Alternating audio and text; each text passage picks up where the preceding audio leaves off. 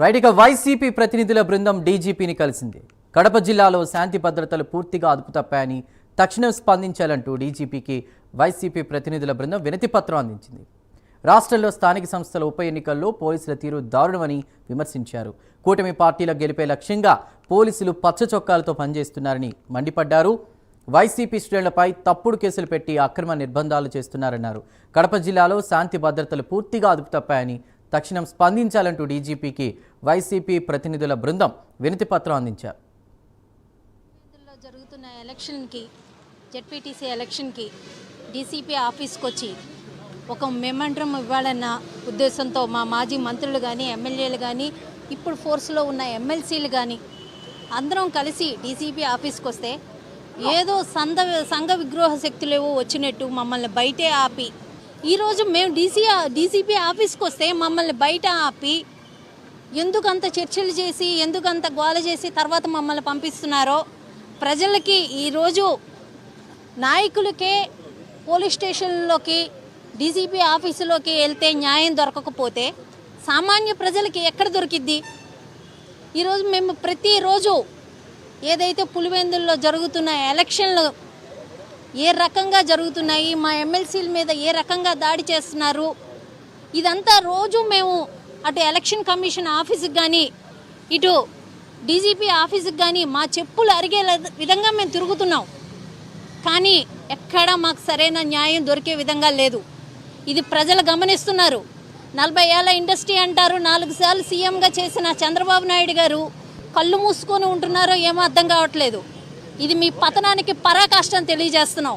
ఈరోజు అనేక విషయాలతో కూడుకున్నటువంటి రిప్రజెంటేషన్ ఈరోజు మేము డీజీపీ గారి ఆఫీసులో అందజేయడం జరిగింది. 5-6 తారీఖుల్లో జరిగినటువంటి సంఘటనలకి బాధ్యులు తెలుగుదేశం కార్యకర్తలు నాయకులు అయినప్పటికీ కూడా ఎవరైతే దాడి చేయబడ్డారో, ఎవరైతే దాడిలో ఇబ్బంది పడ్డారో, కార్లు పాలు కొట్టించుకున్నారో, చేతులు విరగొట్టించుకున్నారో, తల పాలు కొట్టించుకున్నారో వాళ్ళందరినీ కూడా ఎస్సీ అట్రాసిటీ కేసు పెట్టి వాళ్ళందరి మీద కూడా కేసు నమోదు చేయటం అనంటే ఇంకా ప్రజాస్వామ్యంలో పోలీసులు వ్యవహరిస్తున్నటువంటి తీరు ఏ రకంగా ఉన్నదో ఒకసారి డీజీపీ గారి దృష్టికి తీసుకెళ్దామని చెప్పి మొత్తం ఈ ఎపిసోడ్కి బాస్ ఎవరయ్యారంటే డీజీపీ గారు కాబట్టి ఈరోజు మేము డీజీపీ గారి ఆఫీస్కి వచ్చి బాధితుల మీదే కేసు నమోదు చేసేటటువంటి ప్రక్రియ ఆంధ్రప్రదేశ్లో గతంలోనూ జరిగింది, పులివెందుల ఎన్నికల్లోనూ కూడా జరుగుతుంది. ఎవరైతే బాధితులో, ఎవరైతే తన్నులు తిన్నారో, ఎవరైతే దాడులకు గురయ్యారో, ఎవరైతే కార్లు పాలు కొట్టించుకున్నారో వాళ్ళ మీదే ఎస్సీ అట్రాసిటీ కేసు నమోదు చేయడం ఎంతవరకు సమంజసం?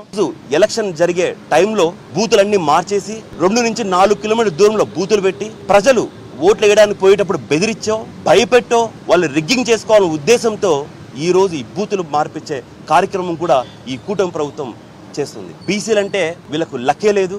మా మాజీ మంత్రి రజనక్క పైన ఎంత దాడి చేశారో మీకు తెలుసు. అదే విధంగా కృష్ణా జిల్లా ప్రథమ పౌరురాలు జెడ్పీ చైర్మన్ హారిక పైన అతి ఘోరంగా, మహిళ అనే కాకుండా చూడుకోకుండా అతి ఘోరంగా ఎంత దాడి చేశారో చూశారు.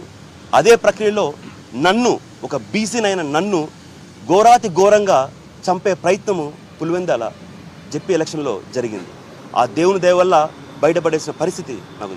కానీ ఈ పోలీసులు కూటమి ప్రభుత్వాన్ని కొమ్ముగాస్తూ వాళ్ళు మోచేతి నీళ్లు తాగుతూ ఈరోజు వాళ్ళు చెప్పే పనులన్నీ పులివెందుల్లో చేస్తున్నారు. అసలు ఈ ఎన్నికలు రేపు 12వ తారీఖున జరిగే ఎన్నికలు రాజకీయ పార్టీల మధ్య ఎన్నికలు జరుగుతున్నాయా అంటే ఒక పక్క వైఎస్ఆర్ కాంగ్రెస్ పార్టీ పోటీ చేస్తూ ఉంటే మరో పక్క తెలుగుదేశం, జనసేన, భారతీయ జనతా పార్టీ కలిసి అభ్యర్థిని పెట్టి ప్రధానంగా ఈ రెండు పార్టీలు ఓ పక్క వైఎస్ఆర్ కాంగ్రెస్ పార్టీ, మరోపక్క కూటమిల మధ్య పోరాటం ఎన్నికలు జరుగుతున్నాయనే భావిస్తున్నటువంటి పరిస్థితుల్లో ఇవాళ అక్కడ పోలీసు వ్యవస్థ పనిచేస్తున్నటువంటి తీరును చూసిన తర్వాత ఎన్నికల ప్రక్రియ ప్రారంభమైన రోజు నుంచి ఈ రోజు వరకు జరుగుతున్నటువంటి పరిణామాల ప్రక్రియను నిశ్చితంగా గమనిస్తే తెలుగుదేశం నాయకుల కంటే కూడా మితిమీరినటువంటి పరిస్థితుల్లో పోలీసులే అభ్యర్థులను బెదిరిస్తారు.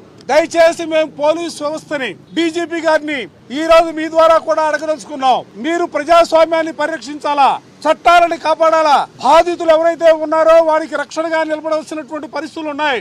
రేపు జరిగే ఎన్నికల్లో నిష్పక్షపాతంగా పోలీసు